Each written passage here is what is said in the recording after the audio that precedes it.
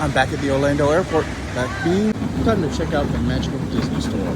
We have some new Star Wars merchandise that I've never seen. A couple shirts. I like that hat. New Avengers mugs. You can buy your Magic Band Pluses here so you're ready for the parks, but they do have to charge. Looks like they have a new doll collection, and they now have the Emos here. This was such a smart marketing play. And more new dolls. It's a lot of new stuff. Take a Lotso Bear home with you. Plastic-free dolls. Oh, look at this Winnie the Pooh collection.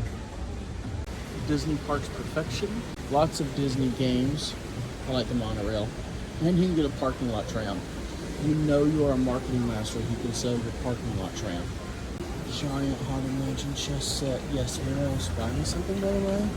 My address is in the resources. I like this piece. 2023 collection. Congratulations, graduates. Baseballs, America's pastime. And we have some Disney 100 collection here.